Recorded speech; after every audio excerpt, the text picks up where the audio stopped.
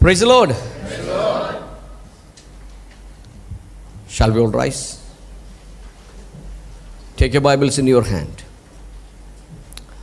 1, 2, 3. This is my declaration today. This is my Bible. I am what it says I am. I have what it says I have. I can do what it says I can do. I believe the words in it are God-breathed. It is infallible in my life. Today I will be taught the word of God. I boldly, my mind is alert, my heart is receptive. The word of God will renew my mind. I will never be the same. I am about to receive the incorruptible, indestructible, everlasting seed of the word of God. I am the manifestation, recreation, and result of God's word.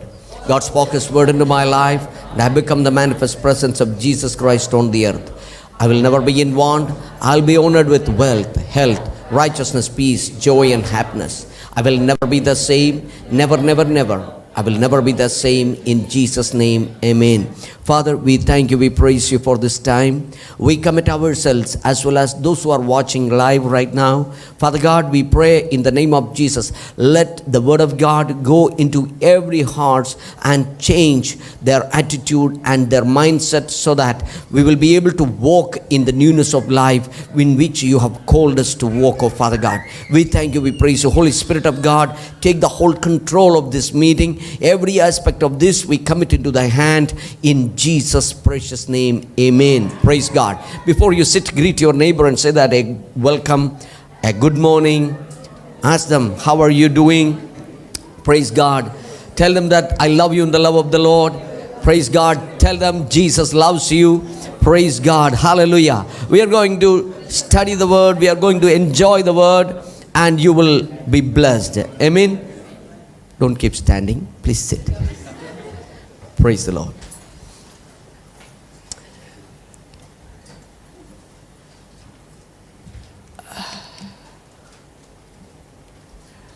I greet all of you in the matchless name of our Savior Jesus Christ, who is the same yesterday, today, and forever. Amen? Amen. Yeah, He's such a wonderful God, wonderful Savior. He's called the mighty Counselor, and He's called the Prince of Peace, and His kingdom, there is no end. Amen? And we serve Him. We are the children of Him. We are born in the kingdom. Amen? Tell your neighbor, I'm a child of God. Praise God. I am born in the kingdom of God.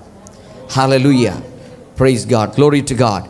Now today, the title of the message is Identity. Identity. What is it? Identity. Tell your neighbor, it is identity. What is it? Identity. Identity. What is identity? What's identity? CPR. I'm going to talk to you about your identity as what you are. My name is Koshi. My identity I'm talking about.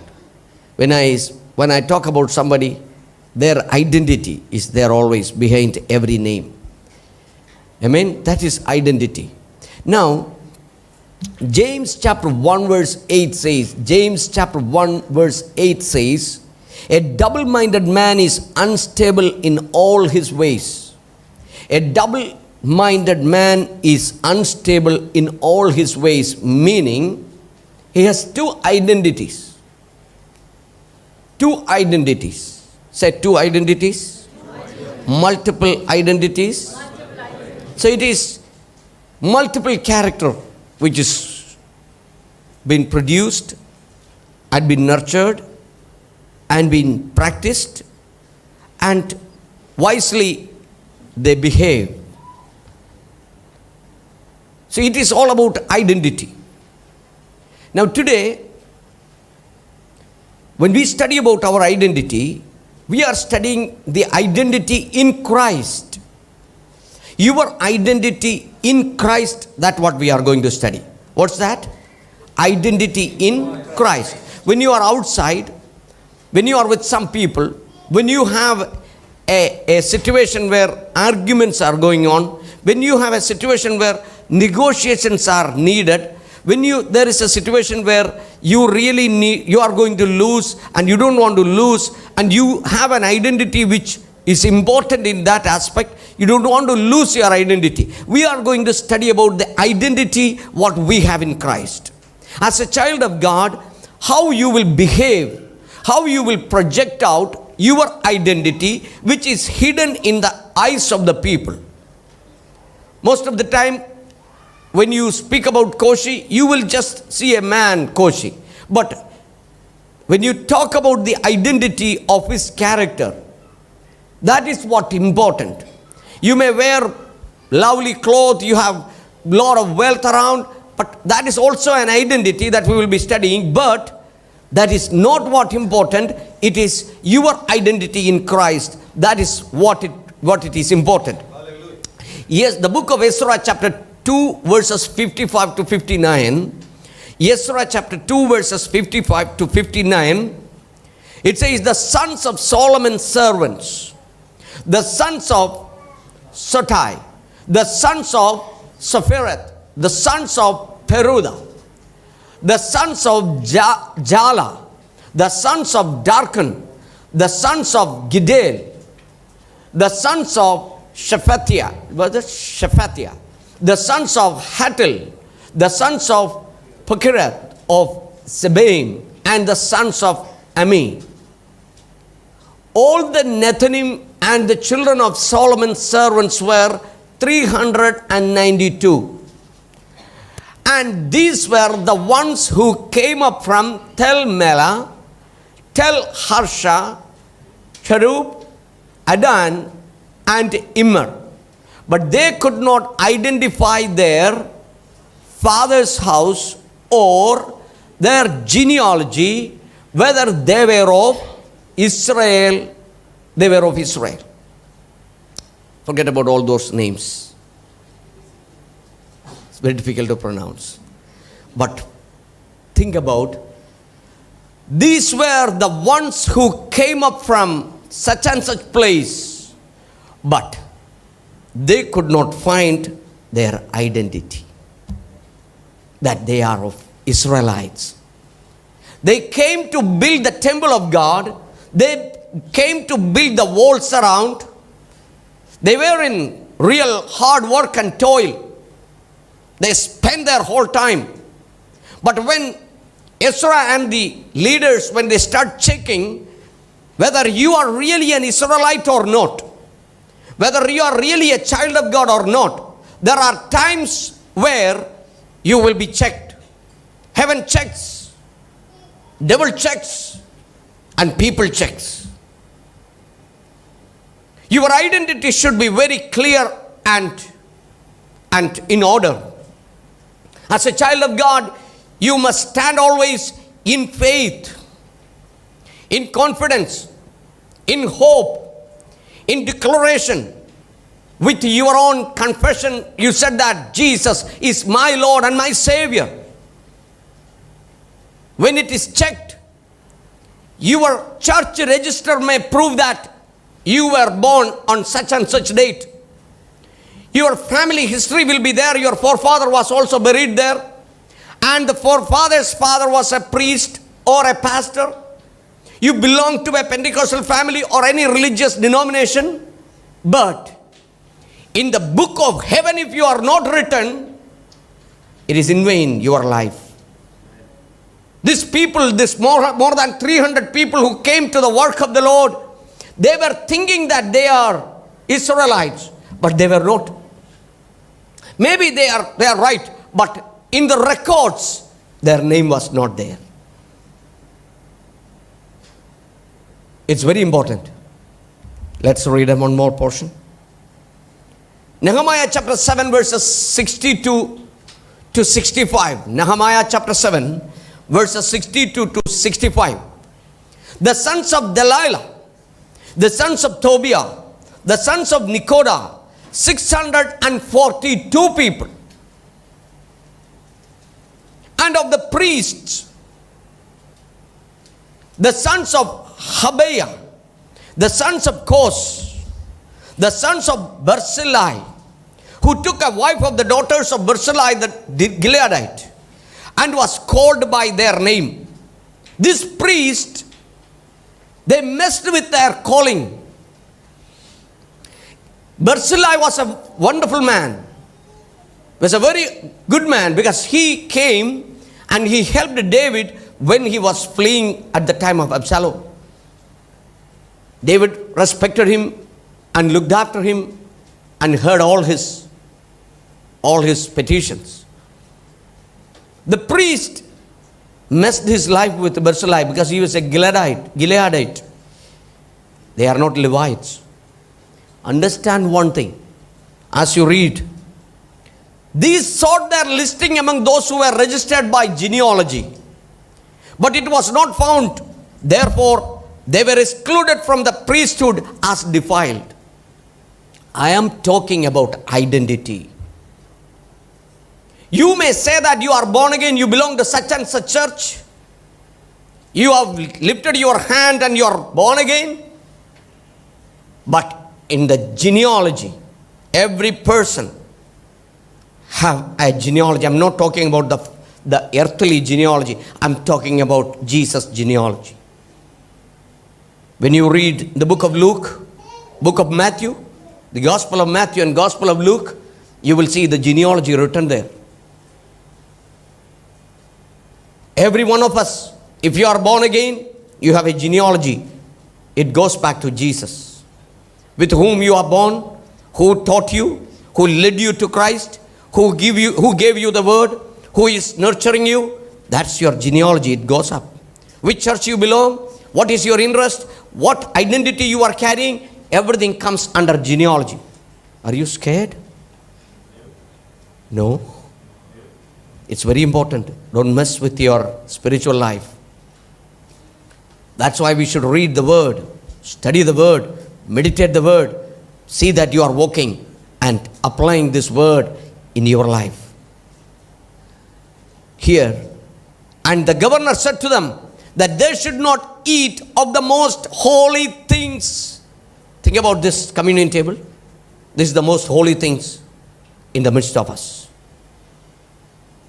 The Bible wants, let a man examine himself that he is in the genealogy. Let a man examine himself that he is not messing his life. Let a man examine himself that he is not under sin. Let a man examine himself that he is not a hypocrite.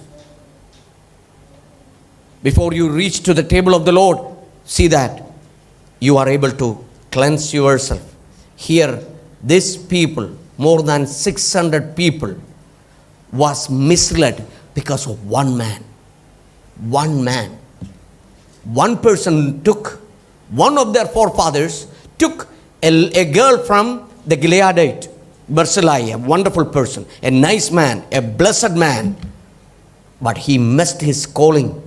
Understand one thing. Those who are watching, those who are listening, I want to tell you, don't mess your life because of little happiness. Don't mess it up. When God calls you, stay in that calling. If you are called as a leader, stay in that leadership.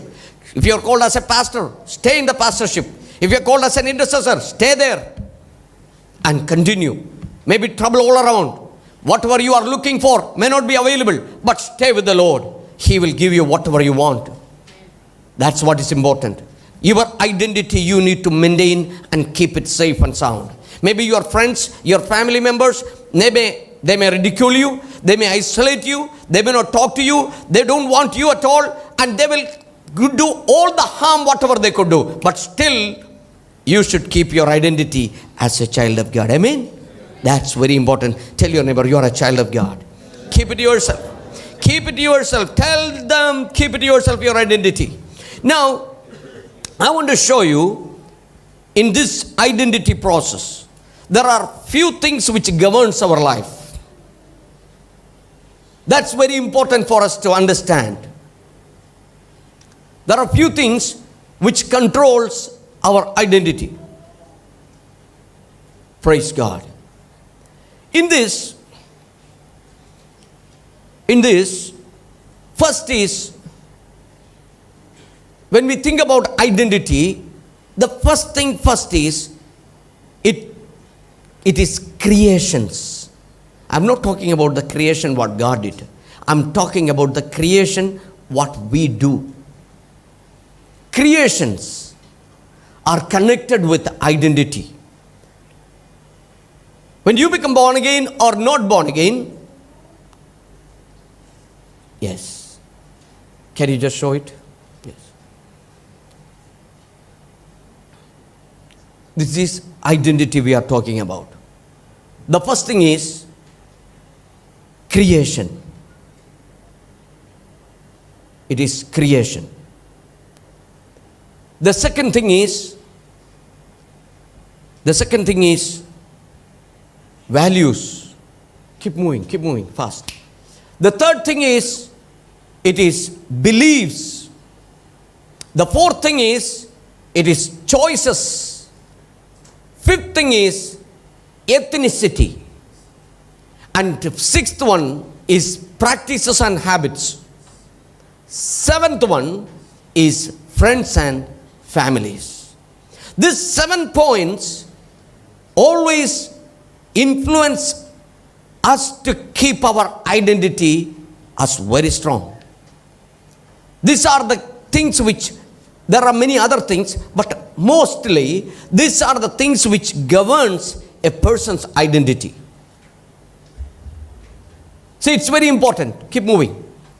It's very important for us to understand what all these things can damage as well as build us. Amen? It's very important. So continue to watch and listen what we are going to see here, or whatever you are listening, just take it into your heart and start building yourself. Somewhere there is a problem, correct it. Remove all those problems and bring a correction in your life. Now, the book of Lamentation, sorry. It's creation. Now, Genesis chapter 11 verses 1 to 4. Genesis chapter 11 verses 1 to 4. It says, now the whole earth had one language and one speech. And it came to pass as they journeyed from the east, that they found a plain in the land of Shinar, and they dwelt there. Then they said to one another, come, let us make bricks and bake them thoroughly. They had brick for stone, and they had asphalt for mortar. And they said, come, let us build ourselves a city and a tower whose top is the heavens. Let us make a name for ourselves, lest we be scattered abroad over the face of the whole earth. These people, after the Noahide flood, they got together. They were having only one aim. They need to go to the end of the first heavens, to the end of the horizon, or whatever the area you are able to see clearly. They start building a tower. Their main aim was to keep an identity for themselves, so that everybody will be in one roof, and they just want to bring a name for themselves. Understand one thing: when you become born again, or when you are not born again, even you have no connection with God, even this kind of motivation comes in our life. Even this kind of thought comes in our life. I want to be known among. I want to be somebody. I want to be someone. When you have that kind of a thought, other than the normal desire, then that really take you to destruction. That takes you to destruction. It doesn't mean that you should not have a desire to become someone. If you want to become a doctor, if you want to become an engineer, if you want to become somebody, a scientist, if you want to become a pilot, fine, carry on with it. If you want to become a farmer, good, you move on with it. If you want to become a preacher, good, that's a good thing. If you want to become a bishop, that's a good idea, good thought, what God has put in your life. But over that, if you try to create something of yourself, and building you to reach to that level, forgetting and neglecting what God wants you to have in your life, will bring destruction and damage. Many people who heard the call of God, they enter into this field to work. But after some time, things have overtaken them. This kind of identity problem came in. Fame and money, ladies and wealth, all they have got inside, and they went out of the call and they got destroyed. When you are called, when you are able to use the gifts of the Holy Spirit of God, when you have revelations, when you are able to understand what God is going to do, do not be carried away. Do never be carried away because of anything what you have seen, what you haven't seen before, and you are going to see, or you are seeing it, or you are understanding the things. Then you never be carried away. That will take you to a wrong place.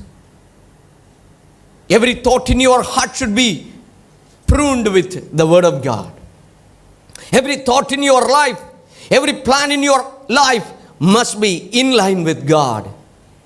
They built a tower, they start constructing, and God came and destroyed.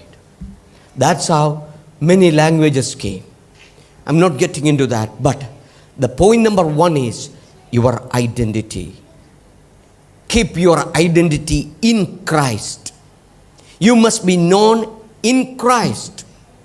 You must be popular in Christ, not in you as Koshi or Matthew or John or Abraham or somebody. You must be known in Christ. You are found in Christ. So how can you be known in your name? You can have, name, fame, everything you can have, but let it be through the name of Christ. Whatever you do, whatever you say, let it be for the glory of God. Amen. That's very important. Amen. Do you believe that? You just examine yourself. Are you developing something for your identity? At home, in your personal life, and the family wise, personal or person wise? Just think about, am I developing an identity? Is there a problem connected with me of identity? Wherever you are, whenever you reach some place, do you have a desire that I must be known in this place? The people should recognize me as so and so. If you have that, that's an identity problem. You are not identifying among Christ or among the standards of the kingdom of God. We need to really slash those areas and humble yourself, and then move on, so that your life will reach in the right place. The second point is values. Second point is values. What is it? Tell your neighbor, it is values. And what's the first point? Creations. Meaning, whatever you create, it should be for the glory of God. Second point is, it's about values. Let's study about the values. You must know how much valuable you are. First of all, before we study about the value, you should know how much valuable you are. How much valuable you are? How much? What is that? Very valuable. Very valuable. Okay, I did not hear. Very valuable. Very good. But still, how much? Let's read from the book of Lamentation. Book of Lamentation, chapter 4, verses 1 and 2. How the gold has become dim. How changed the fine gold. The stones of the sanctuary are scattered at the head of every street. The precious sons of Zion. Hello. You are not very valuable. You are the precious sons of Zion. You know how much valuable you are? You are precious in the sight of God. Those who are born again, those who have Christ in their life, those who are walking in the call of God, you are a precious child of God. Are you? Tell your neighbor, you are a precious child of God. You are precious. No doubt about it. Study the above word. How the gold has become dim. Hello? When your value goes down, the Bible says, how the gold has become dim. You know, those who are wearing a ring, I will have one ring. Those who are working in the kitchen, those especially our housewives, our ladies, while washing and all these things, the glazing will go down after some time. But you know that, oh, my gold is gone. But you give it to the goldsmith, he will polish it and give you. It will shine. Here it says, how the gold has become dim. How? Because your value, if it goes down, in public, in secret, in personal, at home, in office, everywhere, you need to keep your value as a child of God. Hello? You need to keep your values. For a little bit here and there, don't fight, don't quarrel, don't be greedy, don't be just covetous, don't be just over. You should not be over concerned. Keep it in the hand of God. Prove. If suppose there is a loss, you know that I am going to lose something, but don't just fight for that. Just behave as a child of God. I am not telling that. Don't raise your concern to the right authorities, but raise your concern to the right place, not at the lower level. Most of the time we fight each other and then, we just shake and then others are showing him, yeah, this is child of God. They have online service also. I know these people, what they are doing. My God, I don't want to go to that church anymore. You need to keep your value up. As a believer in Christ, you need to keep your value up to the standard. Here it says, how change the fine gold. How change the fine gold.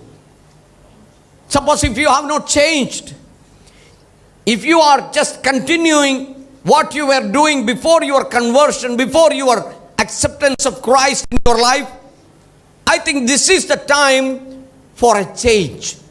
You need to bring that change. Some areas you really need to change. The rigidness, you need to break it and change yourself. Change yourself. Otherwise, we will lose the glare. Now again, the word of God says, the stones of the sanctuary. You are the stone, the precious stones of the sanctuary. What is sanctuary, you meaning? What is sanctuary? That's a place where, yes, that's a place where the King of Kings and the Lord of Lords reigns. This is the sanctuary of the church. This is the place where we worship God, we lead worship. We exhort people, we teach people. This is the place where the Lord of Lords comes and teaches us. And you are the stone of the sanctuary. Tell your neighbor, you are the stone of the sanctuary. You are the precious gold. You are valuable. You are such a valuable piece. Never underestimate. This preciousness is not governed by the color or the height or the style or anything. It is declared by the Almighty God. God is the one who said that you are a precious stone. And you cannot bring your value down. Matthew chapter 10 verses 29 to 31. Matthew chapter 10 verses 29 to 31. It says, are not 2 sparrows sold for a copper coin? And not one of them falls to the ground apart from your Father's will. But the very hair of your head are all numbered. Do not fear, therefore, you are of more value than many sparrows. Amen. You are more valuable than many sparrows. But don't fight like a sparrow when you see the food. or something. Sparrow. We cannot do that. You are more valuable than that. Your speaking, your sight, your attitude, your behavior, your activity must be godly. You cannot just fight, kill, and destroy. You cannot just work behind. You cannot do that. Because you are precious. You are precious. You are precious. Amen? Tell your neighbor, you are precious.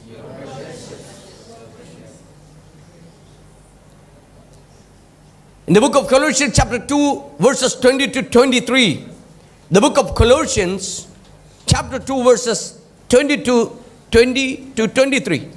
You have died with Christ, and He has set you free from the evil powers of this world.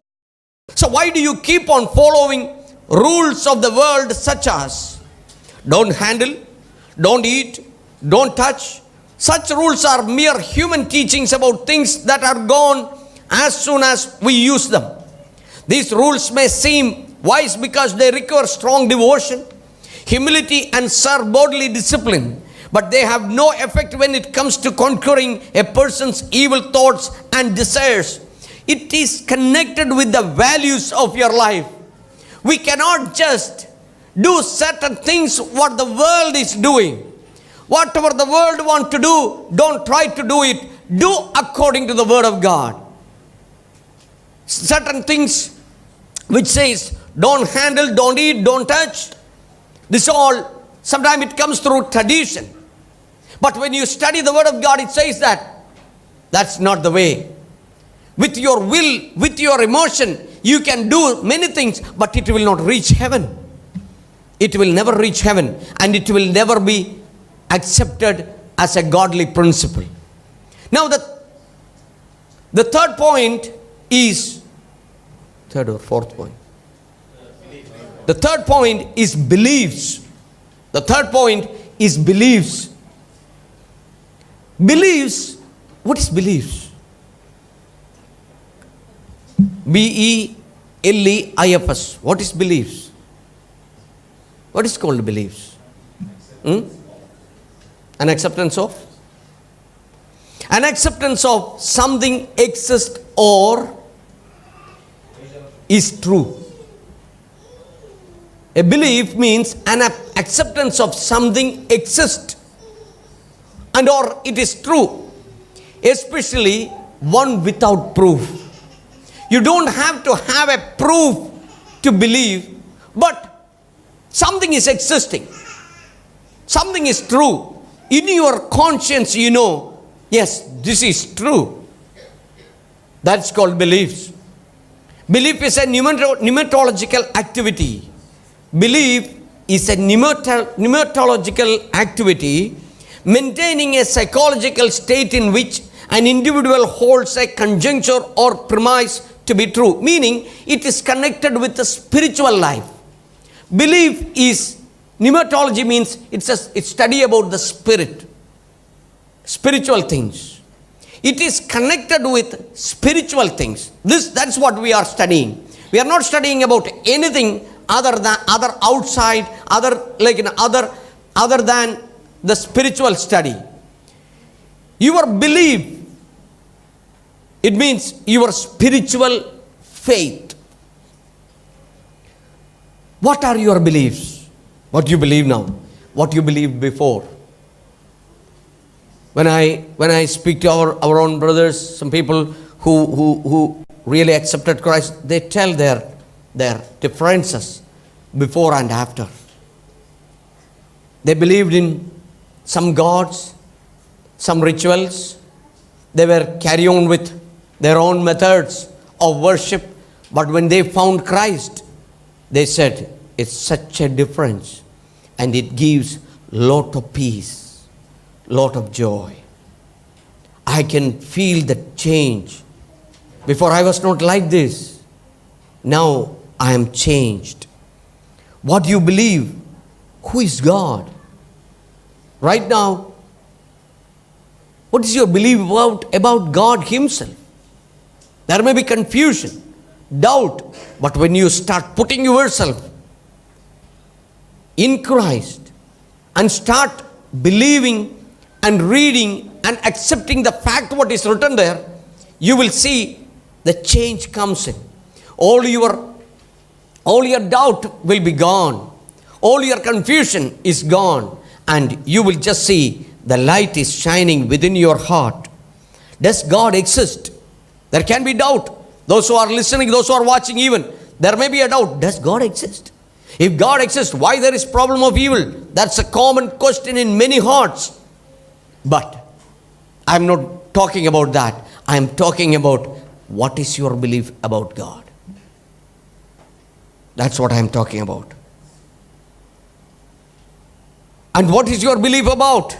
What God wants you. If God is there, and what that God wants you to have. You may be doing certain things to please God. You may be doing every morning, every night, and timely, with period of intervals. You are worshiping, you are praying, you are doing what all you could do, but no change. After all, you do all these things. When you get up after the prayer, you feel an emptiness, not a satisfaction. But in your beliefs, you will just say, yeah, I finished that prayer. I finished that. I did that.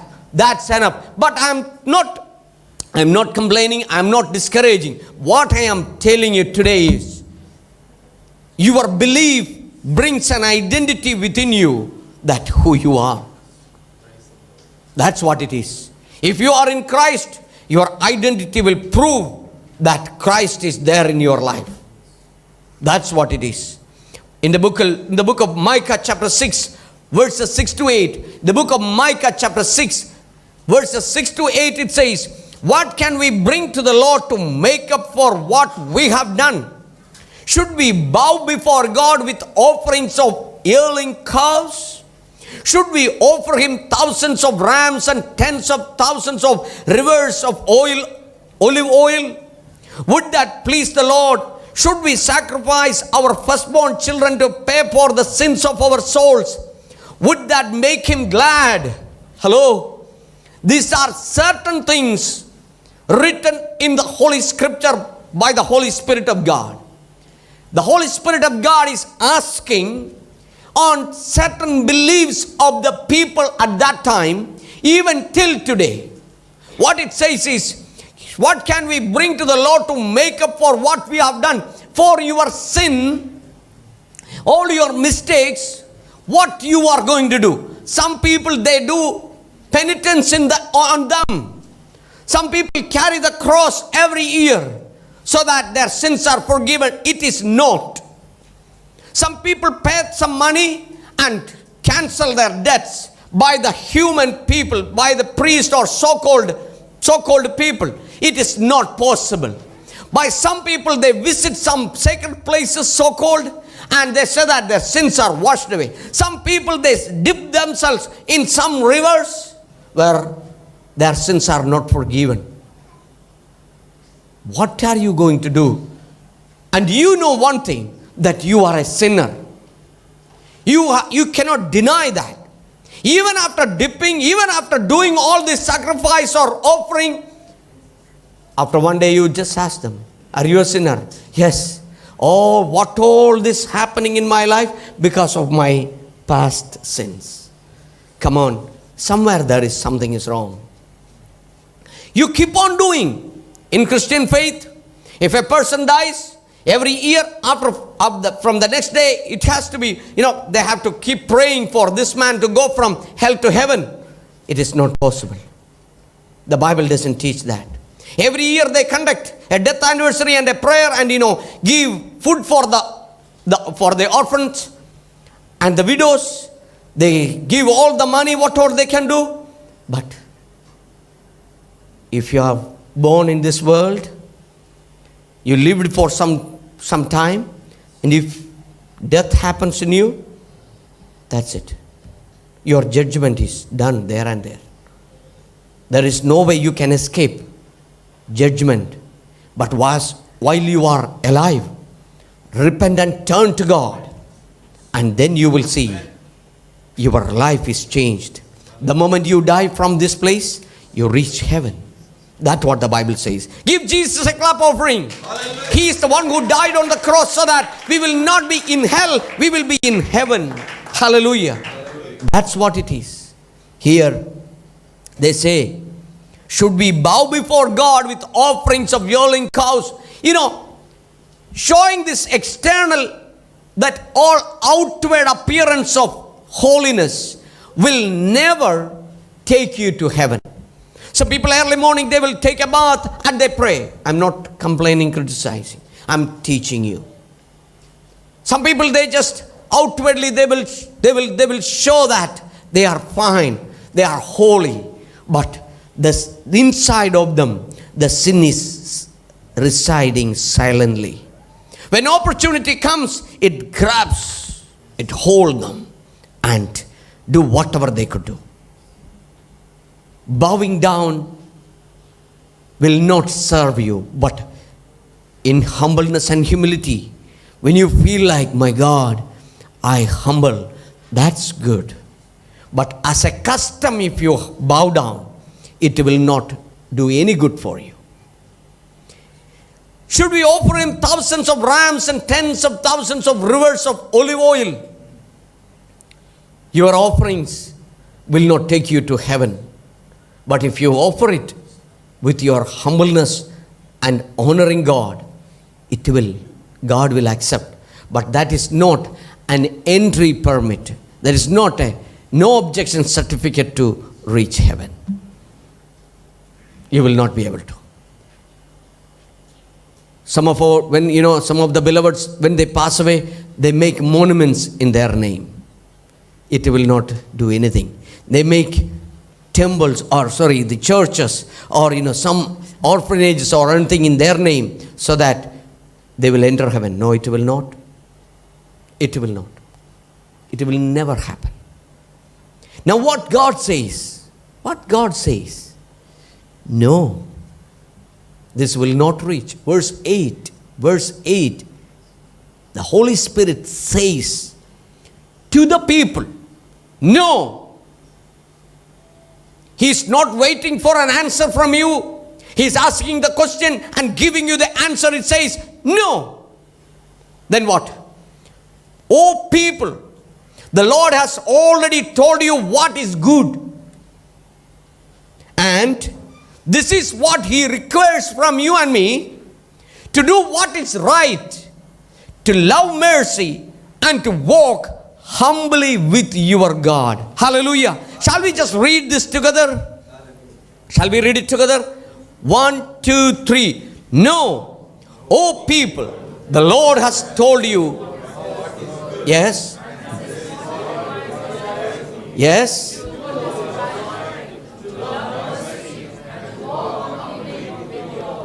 Amen. Nothing else. God doesn't want anything from you. He doesn't want your offering so that you think you will reach heaven. No, He doesn't want. He wants you to do good. Whatever good you are able to do, do it. If you are able to honor God, do that. And next is what? And to walk humbly with your God. Your identity against the belief should be humbleness. You must be a humble person to accept and obey God's word. You must be a humble person to obey and bring correction in your life when your leader or pastor or elder, husband or your wife or children, or parents or anybody, when they bring a correction in your life, you must be corrected. Don't just keep the pride in your life and then think that, I'm not going to do it. Then you are showing your identity there, that you are not humble before God. God brings all sorts of people in our life for correction. Many situations He will bring in our life so that you will be corrected. Today I would like to close here with these 3 points. Next week we will continue. This preparation, this is a preparation for a message which God gave me. It is be an Isaac. That will come maybe 2 weeks after. But this is a preparation for that. Amen? Amen. Be an Isaac. Before we become an Isaac, this is a preparation. These areas we need to examine ourselves. We need to find out where something went wrong. We need to find out, are we really outlined by the identity in Christ Jesus?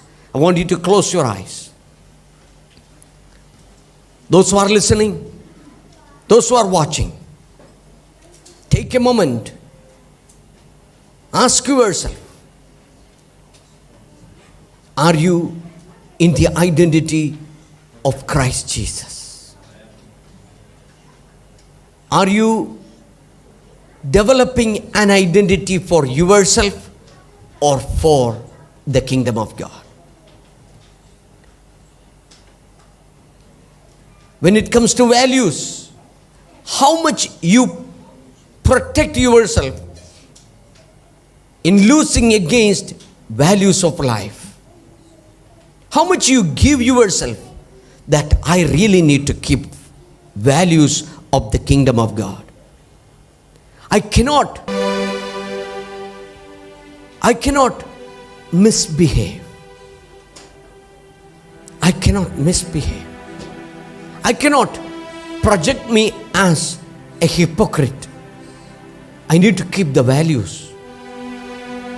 I cannot just give myself in bringing shame to the Lord because I am called by the name of the Lord Jesus Christ. About your belief, what you believe today, your little things of exhortation, little things of which gives you happiness and joy that you have served God. Sometimes it will not give anything. He wants you as what you are. Believe in Christ. Believe in Christ. Nothing else. Acts chapter 4 verse 12 says, there is salvation in no one else. There is no other name in all of heaven for people to call on to serve them.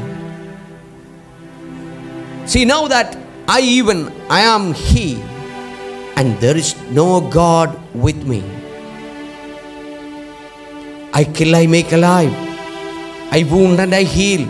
Neither is there any that can deliver out of my hand. Do you believe that Jesus Christ is the Lord and Savior of your life? If not, why not give your life to Jesus? Those who are watching, if you are not given your life to Jesus, if you haven't given, if you are not made a commitment to Christ, this is the time you can give your life to Christ. Wherever you are, kneel down. Tell the Lord, I really want to keep an identity in Christ Jesus. I want to give my life to you and to you alone. I accept you as my Savior and my Lord. Here I am. Accept me, Father. Forgive my sins. I do not want to be identified among the people, but I want to be identified in the kingdom as a child of God. I accept Jesus Christ as my Savior and my Lord. Lord Jesus, come into me and save me. In Jesus' name, if you have prayed this prayer, the Bible says you are born again. Those who have not, or those who would like to rededicate your life, you rededicate your life and pray to the Lord that, Lord, I come before you. Thank you for giving me a chance to know about you. Thank you for telling me that I am so precious.